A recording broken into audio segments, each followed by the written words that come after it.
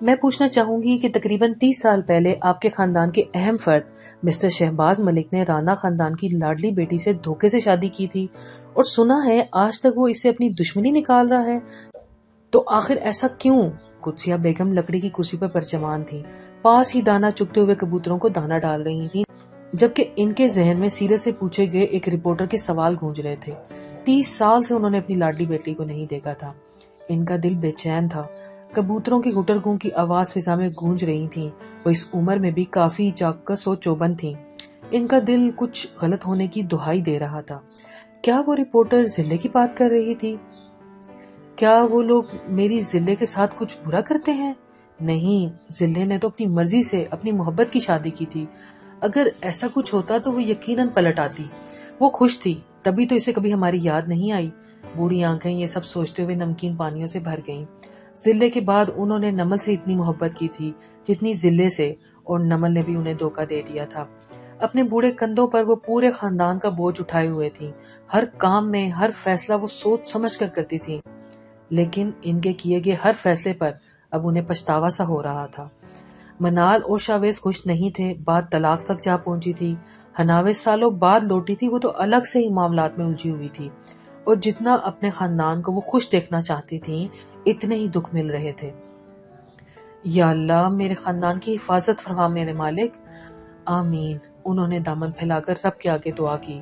اور کبھی کبھی قبولیت کا وقت ہوتا ہے، فوراً نہ صحیح، لیکن دعائیں اپنے وقت پر قبول ہو ہی جاتی ہیں۔ خان، کہاں ہو؟ جوس لاؤ میرا۔ بہت کچھ بدل گیا تھا۔ اگر نہیں بدلا تھا تو امن اور خان کا رشتہ نہیں بدلا تھا۔ امن کو آج بھی اپنا ہر کام خان سے کروانے کی عادت تھی، جبکہ خان آج بھی امن پر واری واری جاتا تھا۔ ابھی لایا سائیں۔ خان کی آواز ابری۔ وہ کچھ دیر بعد تازہ جوس کے ساتھ امن کے سامنے حاضر تھا۔ امن نے گلاس پکڑا اور گھون گھون پینے لگا۔ ورزش وردی میں اس کے کثرتی بازو نمایاں تھے۔ خان نے ایک نظر امن کو دیکھا اور نظریں جھکا لی۔ جتنی محبت وہ امن سے کرتا تھا، اسے ڈر تھا کہ کہیں امن کی شاندار شخصیت کو اس کی نظر نہ لگ جائے۔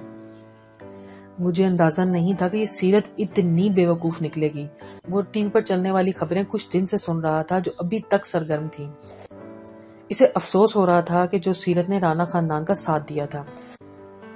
اس سے پہلے کہ وہ مزید کچھ کہتا، گیٹ پر موجود ایک چوکیدار ہاتھ میں لفافہ تھامے وہاں آیا۔ خان کو تھمانے کے بعد وہ واپس چلا گیا۔ کیا ہے؟ کھولو اسے، امن نے لفافہ دیکھتے ہوئے خان سے کہا۔ امن کے حکم پر خان نے لفافہ کھولا تو اندر موجود کاغذات کو دیکھ کر وہ حیران رہ گیا۔ کیا ہے خان، بتاؤ؟ خان کے چہرے پر پریشانی دیکھ کر امن نے پوچھا۔ مالک، وہ… خان کچھ کہنا چاہ رہا تھا کہ لیکن الفاظ منہ میں ہی دم توڑ گئے۔ وہ کبھی امن کو مالک، کبھی سائیں تو کبھی صاحب کہتا تھا۔ امن کے لیے اس کے دل میں عجیب سی محبت تھی۔ آپ خود دیکھ لیں سائیں۔ خان نے وہ کاغذات امن کی جانب بڑھائے، جسے امن نے تھامنے کے بعد دیکھا اور پھر ایک پل کو ساکت رہ گیا۔ یہ کورٹ کی طرف سے نوٹس تھا۔ ہناوے، راہیلہ اور اویس کے کیسز ری اوپن کروا چکی تھی وہ۔ امن کی تیوری چڑھی۔ ہناوے سے حد درجہ محبت سہی، لیکن اس کی نفرت اب امن کو چبھنے لگی تھی۔ جانے وہ لڑکی اتنی ضدی کیوں تھی؟ اب کیا کرنا ہے سائیں؟ خان سر جھکائے پوچھ رہا تھا۔ اس ضدی اور گھمنڈی لڑکی سے ملاقات کرنی پڑے گی۔ محبت اپنی جگہ، لیکن وہ میری ذات کا اس طرح تماشا ہرگز نہیں بنا سکتی۔ کاغذ کو ٹکڑے ٹکڑے کرنے کے بعد جھٹکے سے وہ اپنے کمرے سے باہر نکلا، جبکہ خان نے جھک کر وہ کاغذ اٹھایا اور افسوس سے سر کو جھٹکا۔ یہ آگ اور پانی کا کھیل تھا۔ اس میں نہ کوئی جیتا تھا اور نہ ہی کوئی ہار ماننے کو تیار تھا۔ آگ اور پانی کا ملاپ تو ناممکن تھا۔ وہ کچن میں مصروف سی کافی بنا رہی تھی۔ پریشانی اور سر درد سے اسے اپنا دماغ پھٹتا ہوا محسوس ہو رہا تھا۔ جب سے وہ ملک حویلی سے آئی تھی، اس نے کئی دفعہ خانم بی کو فون کیا تھا، لیکن ایک بار بھی انہوں نے بات کرنا ضروری نہیں سنا۔ اور تو اور حویلی میں بھی کسی نے اس کا فون نہیں اٹھایا۔ بے شک سیرت نے سچ کا ساتھ دیا تھا، لیکن جنہیں وہ چھوڑ کر آئی تھی وہ اس کے اپنے تھے، اور اپنوں کو چھوڑ دینا، ان کے بنا رہنا کا تو سیرت سوچ بھی نہیں سکتی تھی۔ سچ کا ساتھ دے کر اس کا دل مطمئن تو تھا، لیکن اپنوں کو چھوڑ دینے کا دکھ اسے اندر سے کھائے جا رہا تھا۔ اوپر سے یالے نے فون کر کے اسے الگ سنائی تھیں۔ وہ ایک مضبوط لڑکی تھی، لیکن کبھی کبھی اپنوں کی بے رخی انسان کی آنکھوں میں آنسو لے آتی ہے، اور سیرت کی آنکھیں بھی نم ہونے لگی تھیں۔ سیرت نام کی پکار پر وہ چونکی اور فٹافٹ آنکھوں میں آئی نمی کو صاف کیا۔ یہ حیدر کی آواز تھی۔ یقیناً وہ اسے ڈھونڈتا ہوا یہاں تک آیا تھا۔ جی؟ چاہ کر بھی وہ اپنے لہجے کو ہموار نہیں رکھ پائی۔ حیدر اس کے لہجے کی نمی کو محسوس کر گیا۔ تبھی تو قدم اٹھاتا ہوا اس کی جانب بڑھا جو کافی کے کپ لکڑی کی خوبصورت ڈش میں رکھنے کے بعد اسے اٹھا رہی تھی۔ سیرت۔ اس کے عین پیچھے پہنچنے کے بعد حیدر نے پھر اس کا نام پکارا۔ اس بات سیرت کے ہاتھوں میں کپاہٹ واضح تھی، آنکھوں میں پھر سے نمی ابھرنے لگی۔ دیکھو میری طرف دیکھو، اب وہ مان سے کہہ رہا تھا۔ سیرت نے گہرا سانس فضا میں خارج کیا اور کافی کے کپوں کو وہیں چھوڑ کر پلٹ کر حیدر کو دیکھا۔ اس کی آنکھیں دیکھ کر حیدر کے دل کو گہرا ملال نے آ گھیرا۔ تم رو رہی ہو؟ وہ بے چینی سے اس کے دونوں ہاتھوں کو ہاتھ میں تھام کر بولا۔ وہ بس ویسے ہی۔ سیرت نے زبردستی مسکرانا چاہا۔ آئی ایم سوری سیرت، میری وجہ سے تمہیں اپنے اپنوں کو چھوڑنا پڑا۔ یقین کرو میں نے ایسا ہرگز نہیں سوچا تھا کہ تمہیں تمہاری فیملی سے دور کر دوں، لیکن میرا کبھی کوئی ایسا ارادہ نہیں تھا اور نہ ہی کبھی ہوگا، وہ شرمندہ سا کہہ رہا تھا۔ اس کی بات سن کر سیرت کے دل کو کچھ ہوا۔ نہیں، آپ کا تو کوئی قصور نہیں ہے حیدر، آپ تو میرے محسن ہیں، میرے شوہر ہیں اور ایک بہت اچھے انسان ہیں، آپ کبھی کسی کا برا نہیں سوچ سکتے۔ پھر رو کیوں نہیں ہو؟ اس کی بات سن کر حیدر کو اپنے اندر سکون اترتا ہوا محسوس ہوا۔ اس بات پر کہ میں نے اپنوں کو ہمیشہ اعلیٰ زر سمجھا، اور وہ جانے خانم بی کو آپ کے خاندان سے اتنی نفرت کیوں ہے؟ سیرت ابھی تک الجھی ہوئی تھی۔ ان کا نفرت کرنا شاید جائز ہے، لیکن اتنے سالوں تک نفرت کرنا جائز نہیں۔ حیدر نے اس کے ہاتھوں کو ہولے سے دبایا۔ کیا مطلب؟ سیرت چونکی۔ مطلب ماضی کی ایک لمبی کہانی ہے، حیدر نے افسردہ سے لہجے میں کہا۔ مجھے جاننا ہے کہ آخر ماضی میں ایسا کیا ہوا تھا جو خانم بھی اور نانا جان اتنی نفرت کرتے ہیں آپ کے خاندان سے۔ ٹھیک ہے، آ جاؤ پھر تمہیں کہانی سناتا ہوں، دو جگری دوستوں کی کہانی جو اب جانی دشمن بنے بیٹھے ہیں۔ وہ اس کا گال تھپتھپا کر کچن سے باہر نکل گیا تھا، جبکہ سیرت تجسس سے مجبور ہو کر کافی کے دونوں کپ اٹھائے اس کے پیچھے لپکی۔ کہتے ہیں دو جانی دشمن ماضی میں کبھی جو جگری دشمن رہ چکے تھے، ایسی ہی کچھ دوستی خیام رانا اور بہرام ملک کے درمیان تھی۔ دونوں کا تعلق ذمہ دار گھرانے سے تھا۔ دونوں کی دوستی کالج میں ہوئی اور پھر یونیورسٹی میں وہ دونوں ساتھ رہے۔ دونوں کے شوق ایک جیسے تھے، شکار کرنا اور سیر و تفریح دونوں کا خاصا شوق تھا۔ البتہ بہرام ملک غصے کا تھوڑا تیز تھا، وہ جلد آگ بگولا ہو جاتا تھا۔ ایسے میں خیام کی سلجھی ہوئی طبیعت اسے سنبھالنے کے کام آتی تھی۔ پورے حیدرآباد میں دونوں کی دوستی کا ڈنکا بجتا تھا۔ ذات پات کبھی ان دونوں کی دوستی کے درمیان دیوار نہ بن سکی۔ دونوں کی دوستی میں عجیب موڑ تب آیا جب بہرام ملک کی بڑی بہن خانم نے خیام کو دیکھا۔ دونوں کے دلوں میں ایک دوسرے کے لیے پسندیدگی ابھری اور یہ بات بہرام سے چھپی نہ رہ سکی۔ خیام جیسا لڑکا ملک خاندان کو ڈھونڈنے سے بھی نہیں ملنے والا تھا۔ بات آگے بڑھی تو دونوں خاندانوں کی رضامندی سے خانم اور خیام کی شادی پکی کر دی گئی۔ دونوں بہت خوش تھے، دونوں اپنی محبت کو پانے والے تھے، لیکن جو انسان سوچتا ہے اور چاہتا ہے ویسا ہوتا کب ہے؟ قدرت کو کچھ اور ہی منظور تھا۔ خیام رانا کے بڑے بھائی احتشام رانا کی شادی بچپن سے چچا زاد قدسیہ بیگم سے طے تھی، لیکن عین نکاح کے دن احتشام نے انکار کر دیا تھا۔ وہ کسی اور کو پسند کرتا تھا۔ قدسیہ کا باپ جو خیام کا چچا تھا یہ صدمہ نہ برداشت کر سکا کہ نکاح کے وقت اس کے بھتیجے نے نکاح سے انکار کر دیا تھا۔ صدمے اور پریشانی میں اسے ہارٹ اٹیک ہوا اور ایمرجنسی میں اسپتال پہنچا دیا گیا۔ بدقسمتی سے اسی دن خیام اور خانم کا نکاح بھی تھا۔ خانم دلہن کے لباس میں سجی سنوری خیام رانا کا انتظار کرتی رہی، لیکن وہ نہیں آیا۔ صبح سے شام ہونے کو تھی، لیکن بارات کا کوئی اتا پتہ نہیں تھا۔ ملکوں اور راجپوتوں کے درمیان کا فاصلہ زیادہ نہیں تھا۔ یہ خبر ملکوں کی حویلی تک کسی جنگل کی آگ کی طرح پہنچ گئی۔ خیام رانا نے اپنی چچا زاد قدسیہ بانو سے نکاح کر لیا تھا۔ خیام کو اپنے چچا کی عزت کی خاطر اپنی محبت کی قربانی دینی پڑی، لیکن یہ بات نہ خانم سمجھ پائی اور نہ بہرام۔ کہتے ہیں اس روز عروسی لباس میں خانم طوفانی بارش میں حویلی کے صحن میں بیٹھ کر دھاڑے مار مار کر روئی۔ پوری حویلی اس کی تکلیف سے کانپ اٹھی۔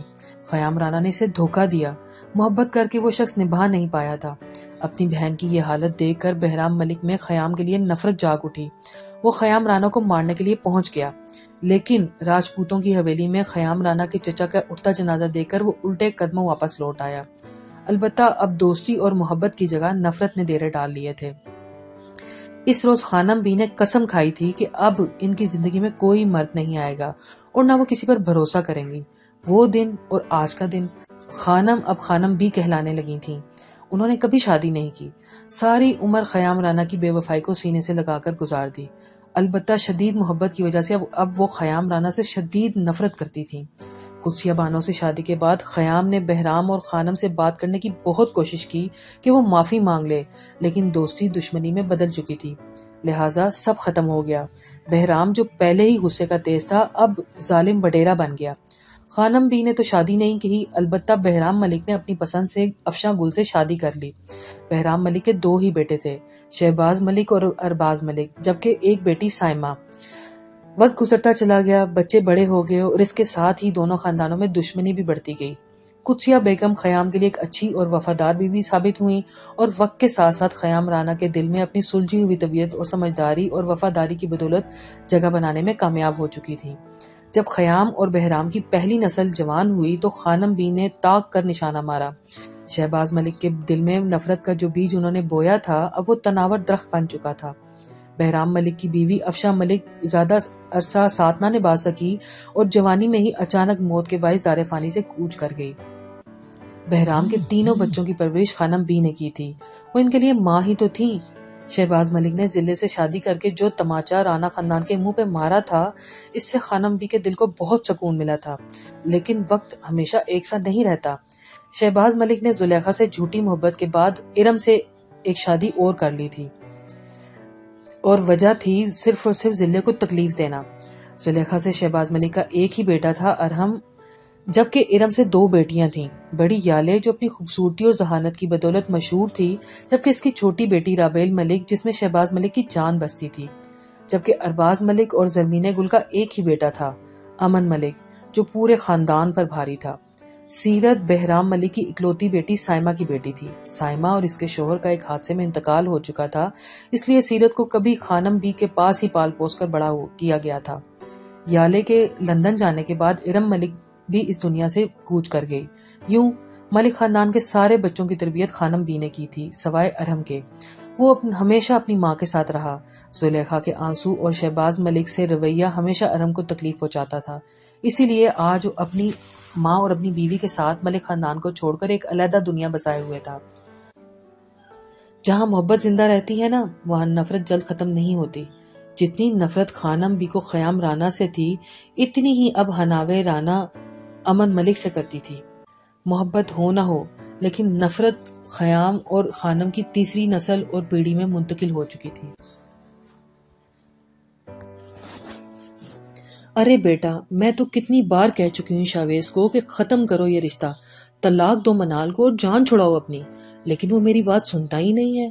جانے کیا جادو کر دیا اس 2 گز کی لڑکی نے میرے شیر جیسے بیٹے پر، جو اس کو چھوڑنے پر راضی ہی نہیں، شہناز تائی ناگواریت سے کہہ رہی تھی۔ فون کی دوسری جانب علیشا تھی، شہناز تائی کی بھانجی، جو بچپن سے ہی شاویز کو پسند کرتی تھی اور اس سے شادی کرنا چاہتی تھی، لیکن شاویز کی سنجیدہ اور غسیلی طبیعت کے باعث وہ کبھی بھی کچھ بول نہ پائی تھی۔ البتہ اپنی چلاکیوں اور شہناز تائی کے بل بوتے پر وہ منال کے دل میں شاویز کی طرف سے بدگمانی ڈال چکی تھی۔ ارے خالہ جان، آپ فکر نہ کریں، جو میں نے منال کے ساتھ کیا ہے نا، اس کے بعد وہ کبھی شاویز کے ساتھ رہنے کو تیار ہی نہیں ہوگی۔ بس آپ اب کچھ ایسا کریں کہ شاویز اسے طلاق دے دے، وہ بےتابی سے کہہ رہی تھی۔ 1000 بار کہہ چکی ہوں، اب وہ حیدرآباد سے آئے گا، پھر جیسے ہی واپس آئے گا پھر کہوں گی، لیکن میری سنتا کون ہے؟ میری اولاد نے کبھی میرا ساتھ نہیں دیا، ہمیشہ اپنی من کی مرضی کی ہے۔ اب کی بار شہناز تائی کے لہجے میں جو افسوس تھا، جو ان کی اولاد ان کا ساتھ نہیں دیتی، ان کی ہر ناجائز بات نہیں مانتی تھی۔ منال کو طلاق؟ دروازے کے باہر کھڑی ہدی نے بے اختیار اپنے منہ پر ہاتھ رکھ لیا۔ اپنی ماں کی فطرت کا اسے کچھ اندازہ تھا، وہ ماریا اور فاریہ بیگم کی طرح ایک ساتھ خوش رہنے والوں میں سے نہیں تھی۔ نمل، منال اور ہناوے کو تو وہ شروع سے ہی سخت ناپسند کرتی تھی، نمل کو تو بالکل بھی نہیں، البتہ منال کے لیے ان کے دل میں ایک نرم گوشہ تھا، لیکن اب ہدی کو ایک گہرے ملال نے آن گھیرا۔ یہی وجہ تھی شاید وہ خوش نہیں تھی، کیونکہ اس کی اپنی ماں دوسروں کی بیٹی کے گھر اجاڑنے کا سوچ رہی تھی۔ خاندان کے 9 افراد اگر اچھے ہوں تو 10واں ایسا ضرور ہوتا ہے جو خاندان میں خوش نہیں رہ سکتا، اور رانا خاندان میں ایسی شہناز تائی تھی۔ ہدی نے ایک جھٹکے سے دروازہ کھولا اور غصے سے کمرے میں داخل ہوئی۔ اس کے چہرے پر انتہا کی سنجیدگی تھی۔ شہناز تائی ہدی کو اپنے سامنے دیکھ کر حیران رہ گئی۔ اچھا علیشا، میں تم سے بعد میں بات کرتی ہوں، اپنا خیال رکھنا۔ شہناز تائی نے فون بند کرتے ہوئے کہا اور ہدی کی طرف سوالیہ نظروں سے دیکھا جو گہرے افسوس سے اپنے ماں کو دیکھ رہی تھی۔ آ گئی آج تمہیں یاد اپنی ماں کی؟ شہناز تائی نے خفگی سے کہا، کیونکہ جب سے ہدی کی شادی ہوئی تھی وہ بالکل بدل گئی تھی۔ سارا دن اپنے کمرے میں بند رہتی تھی، جانے کیا کرتی رہتی تھی۔ اس کی ہنسی اور کہے اب کہیں کھو گئے تھے۔ نہ وہ پہلے کی طرح غصہ کرتی تھی، نہ ضد اور نہ فرمائش، ورنہ زیان تو اس کی فرمائشیں پوری کر کر کے تھک جاتا تھا۔ مجھے یقین نہیں ہوتا کہ آپ ایسا کر سکتی ہیں۔ ہدی کی نظروں میں بے یقینی تھی۔ کیا کیا میں نے؟ شہباز تائی نظریں چراتے ہوئے پوچھ رہی تھی۔ امی، آپ ایک ماں ہو کر اپنے بیٹے کا گھر کیسے برباد کر سکتی ہیں؟ ہدی کے لہجے میں ملال ہی ملال تھا۔ اس کا گلابی چہرہ ضبط اور غصے کے باعث سرخ ہو چکا تھا۔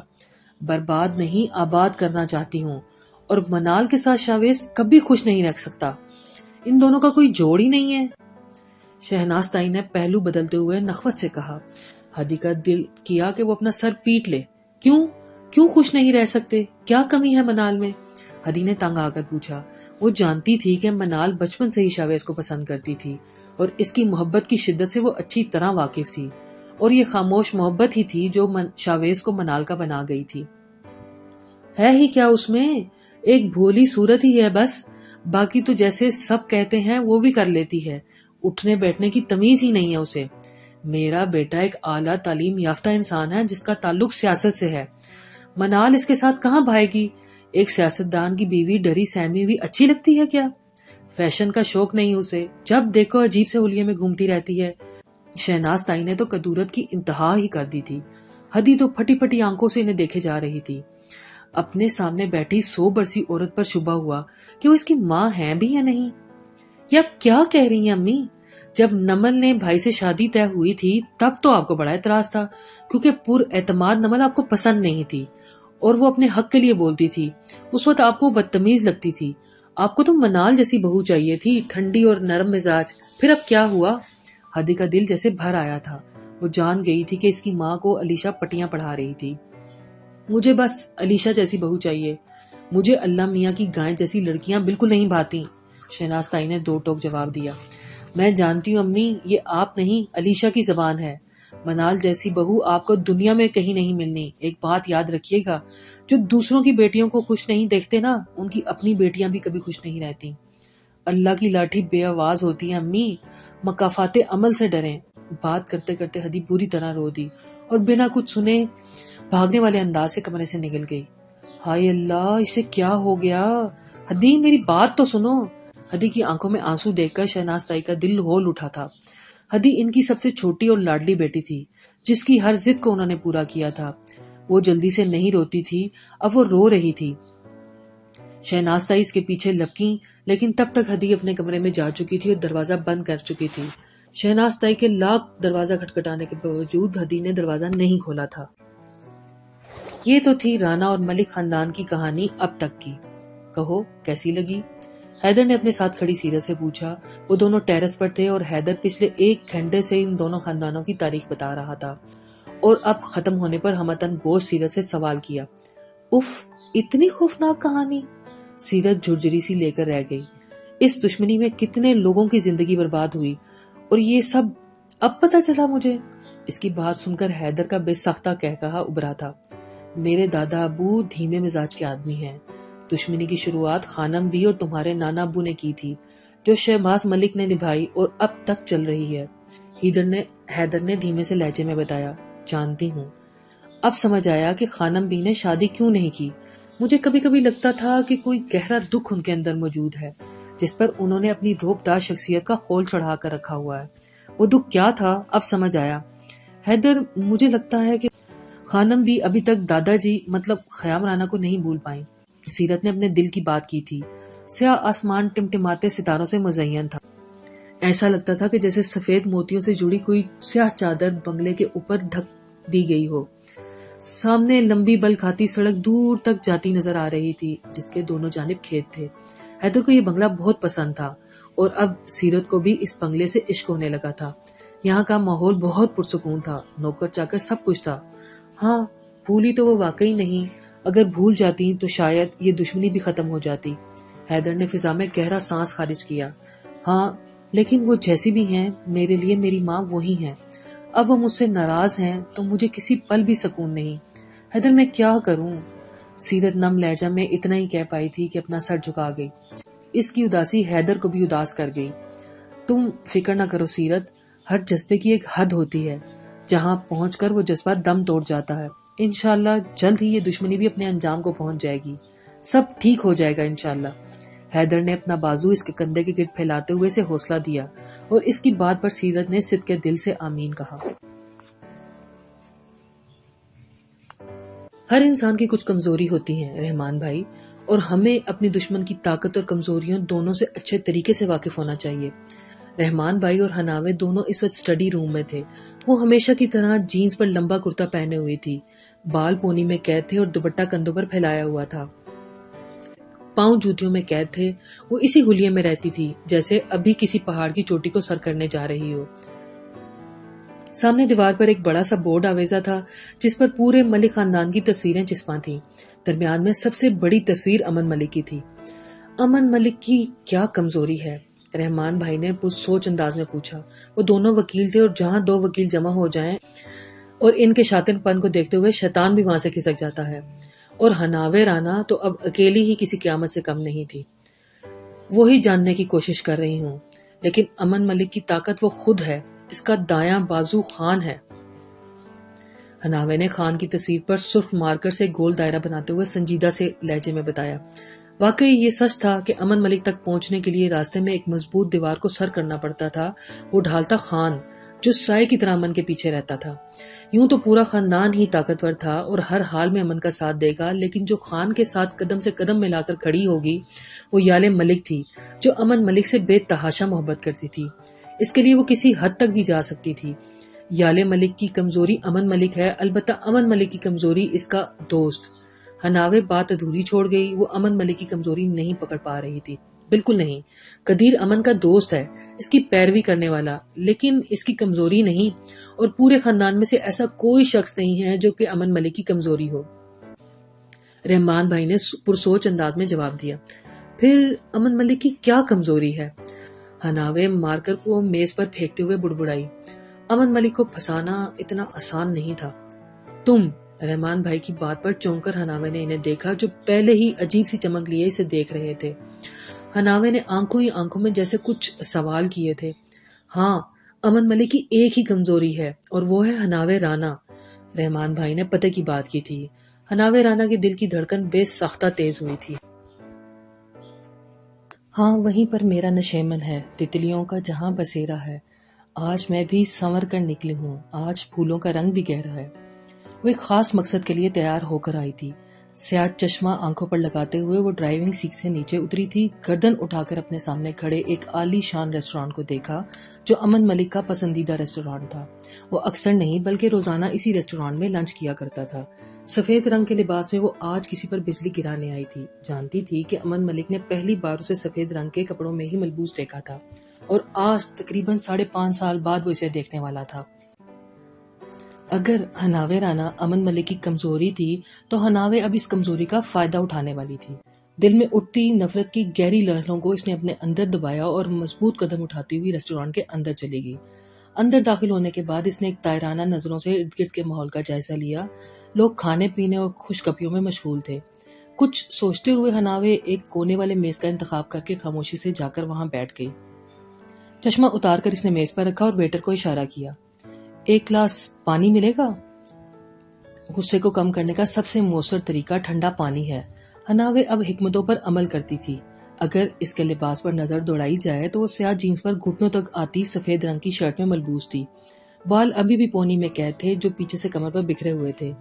گھڑی کی ٹک ٹک کے ساتھ اس کے دل کی دھڑکن بھی تیز ہو رہی تھی کیونکہ کسی بھی وقت امن ملک وہاں پہنچنے والا تھا. ویٹر پانی کا گلاس رکھ کر جا چکا تھا جسے حناوے نے اٹھا کر گھونٹ گھونٹ پینا شروع کر دیا. اس کی پیشانی پر بل پڑے ہوئے تھے. آنکھیں کسی چکنا شکاری کی طرح سکڑی ہوئی تھیں. وہ خضر کو بنا بتائے یہاں آئی. وہ جانتی تھی کہ وہ اسے کبھی بھی اکیلا نہیں آنے دے گا. اسے واقعی آج بھی وہ یہ وقت یاد تھا جب وہ پہلی بار امن سے ملی تھی علیزے کی وجہ سے ہوٹل میں. امن نے اس کی اس بے وقوفی کا کتنا فائدہ اٹھایا تھا. بہت سے حساب نکلتے ہیں تمہاری طرف امن ملک. ایک زیادتی کا بدلہ لوں گی تم سے. وہ اس کے تصور سے مخاطب ہو کر وارن کر رہی تھی۔ وقت تیزی سے بیت رہا تھا لیکن امن ملک ابھی تک نہیں آیا تھا۔ اب حناوے کو بے چینی ہونے لگی۔ وہ یہ سوچ بھی نہیں سکتی تھی کہ اس کا یہاں آنا ضائع جا سکتا تھا۔ اس کے وقت کا ایک ایک لمحہ بہت قیمتی تھا۔ اپنے اندر اٹھتی بے چینی کو کم کرنے کے لیے اب اس نے میز کو اپنی دائیں ہاتھ کی انگلی سے بجانا شروع کر دیا۔ پیشانی پر نہ چاہتے وہ بھی بل پڑ گئے۔ وہ اضطراب کی کیفیت میں بار بار بائیں ہاتھ کی کلائی پر بندی گھڑی کو دیکھ رہی تھی۔ کہیں اسے پتا تو نہیں چل گیا؟ ایک لمحے کے 1000ویں حصے میں اس کی سوچ اس کے دماغ سے ٹکرائی، جسے دوسرے ہی پل اس نے ذہن سے چٹک دیا۔ میرا انتظار کیا جا رہا ہے۔ آواز تھی یا کرنٹ؟ وہ جھٹکے سے مڑی اور پھر اپنے سامنے کھڑے امن ملک کو دیکھا۔ گرے رنگ کے ڈریس سوٹ میں ملبوس وہ نظر لگ جانے کی حد تک شاندار لگ رہا تھا۔ ایک پل کو تو حناوے کا دل ساکت ہوا اور دوسرے ہی پل تیزی سے دھڑکنا شروع ہو گیا۔ وہ اسے اپنے سامنے دیکھ کر امن ملک کو وقت کی گردش تھمتی ہوئی محسوس ہوئی۔ وہ پہلے سے اور بھی زیادہ خوبصورت اور مغرور لگ رہی تھی۔ حناوے ایک جھٹکے سے کرسی سے اٹھی۔ اسے اندازہ ہی نہیں تھا کہ اس کے خاموشی سے کھیلے گئے کھیل کا امن ملک کو پتہ چل جائے گا۔ امن کے پیچھے خان ہاتھ باندھے ہوئے سر جھکائے کھڑا تھا۔ اسے اجازت نہیں تھی کہ وہ حناوے کو دیکھے۔ حناوے نے میز پر رکھا چشمہ اپنا اٹھایا اور اس کا ارادہ وہاں سے غائب ہونے کا تھا۔ اس نے امن ملک کا منہ لگنے کا سوچا ہی نہیں تھا، لیکن وہ شخص اس کی سوچ سے بھی زیادہ شاطر نکلا تھا۔ غصے کے باعث اس کے چہرے کے نقوش تن گئے تھے۔ امن ملک محبت بھری نگاہوں سے اس کی ایک ایک حرکت نوٹ کر رہا تھا۔ کیا لگا تھا حناوے رانا، تم مجھ پہ نظر رکھ لو گی اور میں بے خبر رہوں گا؟ وہ اسے اتنی جلدی وہاں سے جانے نہیں دے سکتا تھا۔ تبھی قدم آگے بڑھا کر اس کے قریب ہوا۔ حناوے نے اس کی بات کا کوئی جواب نہیں دیا۔ اب وہ بیگ اٹھائے جانے کے لیے مڑی جب وہ دیوار بند کر اس کے راستے میں حائل ہوا۔ کیا بدتمیزی ہے یہ، راستہ چھوڑو میرا، وہ جیسے پھنکاری تھی۔ چہرہ ضبط کے باعث سرخ ہو چکا تھا۔ 5.5 سال کم نہیں ہوتے حناوے، میں نے یہ وقت تمہیں بنا دیکھے گزارا ہے، آج موقع ملا ہے، دیکھنے تو دو خود کو۔ وہ جذبات سے چور لہجے میں اپنے دل کا حال بیان کر رہا تھا۔ نگاہیں کسی پیاسے کی طرح اس کے چہرے کا طواف کر رہی تھی۔ وہ چاہ کر بھی اسے اپنا دشمن نہیں سمجھ سکتا تھا۔ جتنا اس کے کیسری اوپن کرنے کا غصہ تھا، وہ دشمن نے جہاں کے سامنے آتے ہی جھاگ کی طرح بیٹھ چکا تھا۔ تمہاری خوشی اور ذہنی کیفیت کے لیے تمہیں میں نے خود سے دور جانے دیا، اور صرف تمہارے لوٹ آنے کے وعدے پر میں نے خود کو اتنا انتظار کی سولی پہ لٹکائے رکھا، ورنہ تم تک پہنچنا امن ملک کے لیے زیادہ مشکل نہیں تھا حناوے۔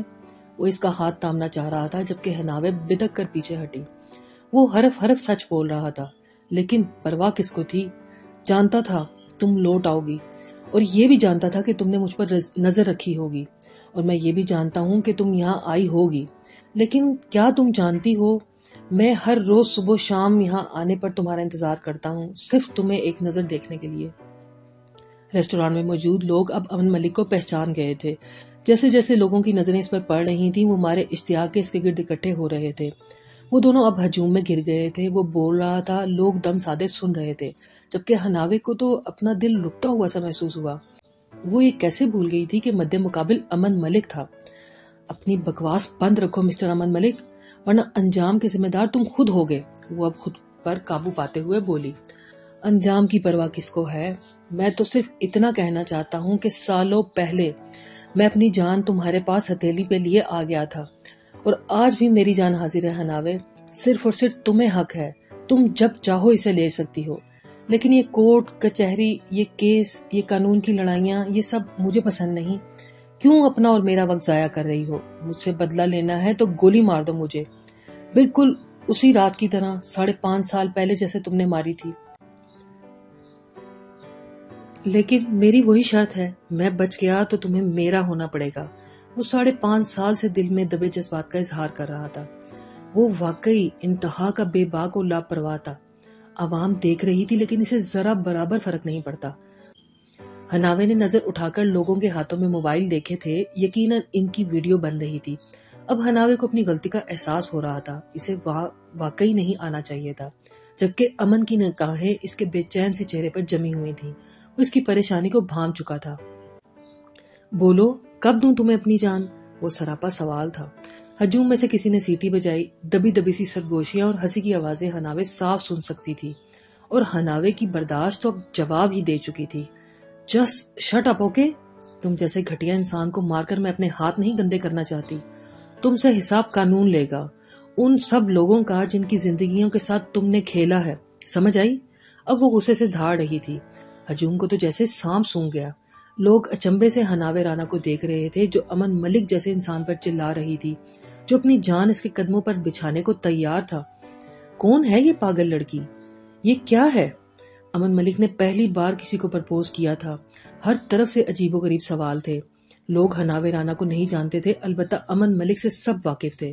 جب سے حناوے رانا امن کی زندگی میں آئی تھی حقیقتاً اس نے فلرٹ کرنا چھوڑ دیا تھا، اور جب سے اس نے شوبز کی دنیا میں قدم رکھا تھا سب جانتے تھے کہ اس نے کبھی کسی لڑکی کو پرپوز تو کیا، اس نے کبھی کسی کا پرپوزل بھی قبول نہیں کیا. اور اب اچانک ایک لڑکی کے لیے پاگل سا نظر آ رہا تھا. تمہارا انجام لکھا جا چکا ہے امن ملک. تم جو آسمان کا ستارہ بنے بیٹھے ہو نا، یقین کرو تمہیں فنا ہونا ہے. وہ اپنے بھیگے لہجے پر قابو پاتی ہوئی جھٹکے سے مڑی. ہجوم نے بے ساختہ ہی اسے گزرنے کی جگہ دے دی. وہ بنا پیچھے دیکھے ہی ہجوم کو چیرتی ہوئی وہاں سے گزرتی چلی گئی. امن ملک کو اپنی آنکھوں کے سامنے دھندلاہٹ محسوس ہونے لگی. وہ چونک گیا جب اسے محسوس ہوا کہ اس کی آنکھوں میں نمی تھی. وہ اپنی جان دے کر بھی اس لڑکی کے دل سے اپنے لیے نفرت اور کدورت کو نہیں مٹا سکتا تھا. اس نے گہرا سانس اندر کھینچتے ہوئے پھیپھڑوں کو تازہ ہوا سے بھرا، کیونکہ اس کے جانے کے بعد فضا میں آکسیجن کی کمی محسوس ہو رہی تھی. اور اپنا سیاہ چشمہ آنکھوں پر جماتے ہوئے اس نے ہجوم پر ایک تائرانہ نظر ڈالی.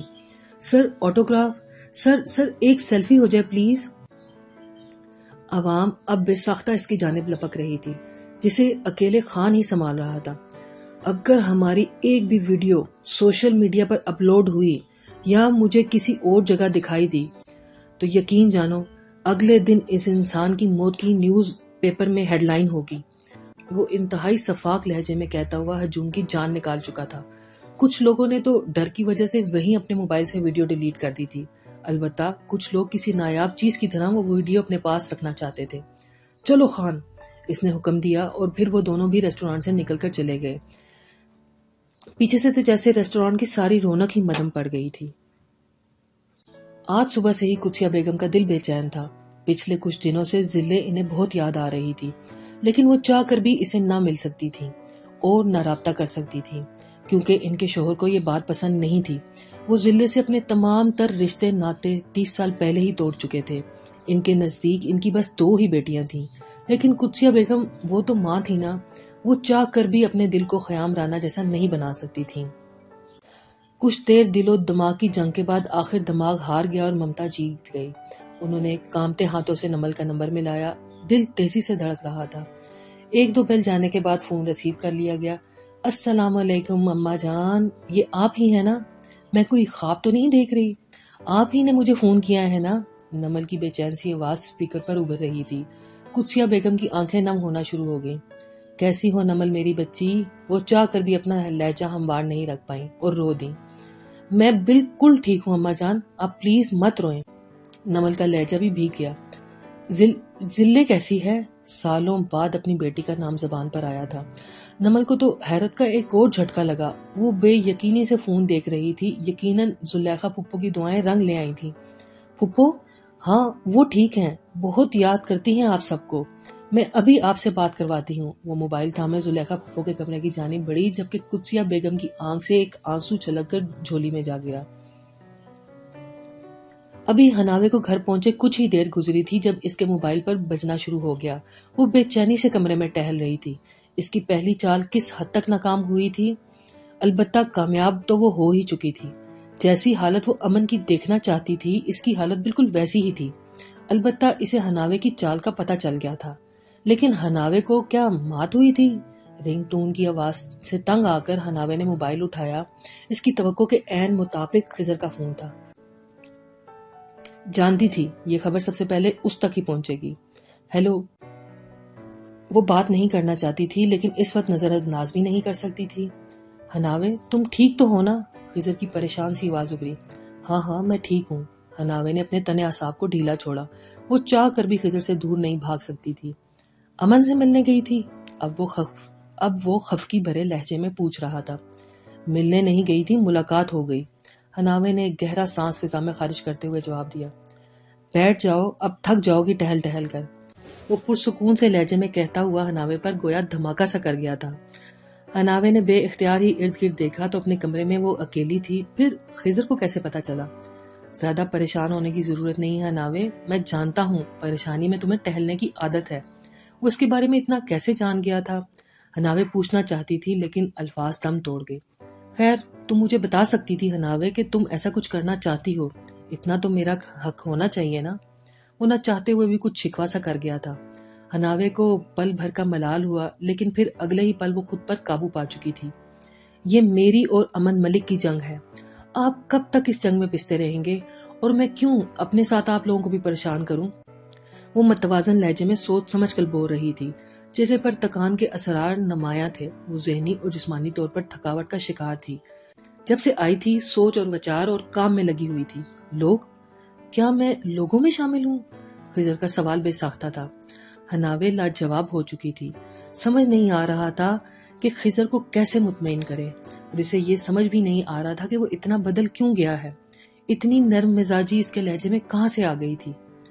آپ نے ٹھیک کہا، مجھے آرام کرنا چاہیے، میں ذہنی تھکن کا شکار ہوں، فریش ہو کر بات کروں گی۔ وہ بنا اس کا جواب سنے ہی فون بند کر چکی تھی اور پھر موبائل فون کو سائلنٹ پر لگا کر بیڈ کے سائڈ ٹیبل پر رکھ دیا۔ کھلے بال جو کندھوں پر بکھرے ہوئے تھے انہیں فولڈ کر کے کلپ میں قید کیا اور منہ دھونے کی غرض سے واش روم میں چلی گئی۔ دونوں ہاتھ بھر بھر کر چہرے پر پانی گراتے ہوئے اس کے سماعت میں ایک ہی جملہ گونج رہا تھا، کیا میں لوگوں میں شامل ہوں؟ خضر کے لہجے میں جانے کیا تھا وہ نہیں سمجھ پا رہی تھی۔ اسے وہ وقت نہیں بھولا تھا جب خضر اسے شادی نہیں کرنا چاہتا تھا، وہ شاید اسے شدید نفرت کرتا تھا۔ اس کا رشتہ خضر سے زبردستی جوڑا گیا تھا، کم از کم حناوے کو تو یہی لگتا تھا۔ وقت آگے بڑھ چکا تھا، سب ہی اپنی اپنی زندگیوں میں مصروف تھے، سب کے اپنے اپنے مسئلے تھے اور وہ جیسے وہیں ٹھہر گئی تھی۔ وہ رات جب اس نے امن ملک کو گولی مار دی تھی، وہ بے ہوش ہو کر پتھریلی سڑک پر گری تھی اور اس رات سے آگے تو وہ کبھی بڑھ ہی نہیں پائی تھی۔ منہ اچھی طرح دھونے کے بعد وہ کمرے میں واپس آئی، ٹاول سے منہ صاف کیا اور دوپٹہ کندھے پر ڈالتی ہوئی کمرے سے باہر نکل گئی۔ اب اس کا اگلا رخ منال کی طرف تھا۔ ابھی اسے ایک اور ضروری کام کرنا تھا، شاید تب ہی اس کی آنکھ لگ پاتی۔